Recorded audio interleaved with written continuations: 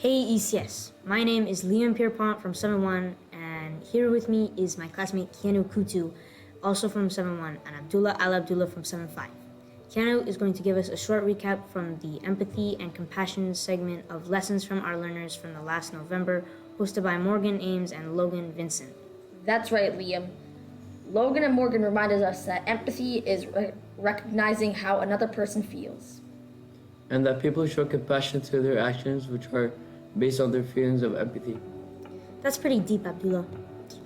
In January, the Digital Wellness and Safety episode was hosted by Noah McRae and Callie Bokaj, who gave us advice about what kind of information to post on social media and what to do if someone makes a mean comment on one of your posts.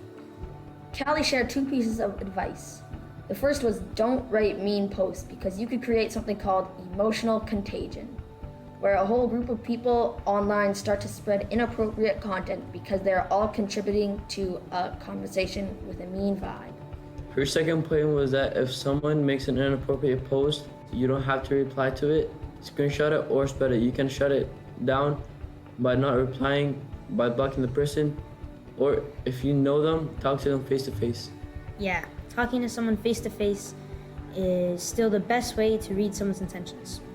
In February, Yara Salumu and Ella Abraham Ajayi taught us how our words matter through the story of Kai. I remember that lesson, Liam.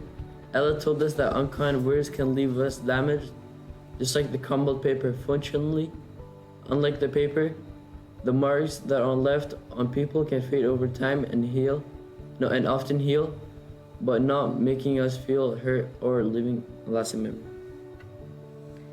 Yeah, her message was watch your words, be kind, and if you say something hurtful, apologize.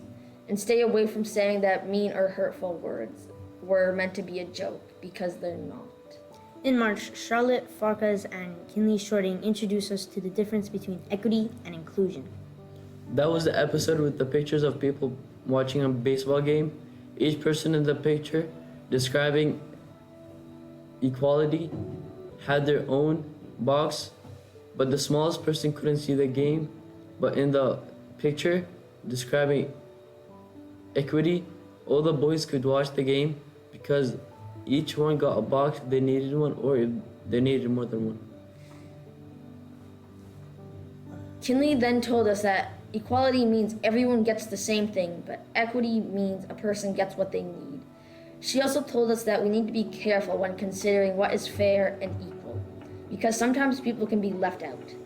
When we make sure that there's a way for all people to be included, this concept is called inclusion, and that equity and inclusion are important concepts. That brings us to April's message about academic integrity.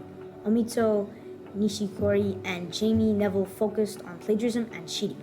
They told us that plagiarism is pretending someone else's work is yours without giving them the credit. And that cheating is not using fair testing procedures or following the rule for a test. So that's a summary of all the lessons from our learners from this past year. Wait, doesn't Monsieur Tétreault usually get to say the last word en français? He does. Mr. Tétreault, can you summarize the lessons from our learners in French? That's a wrap.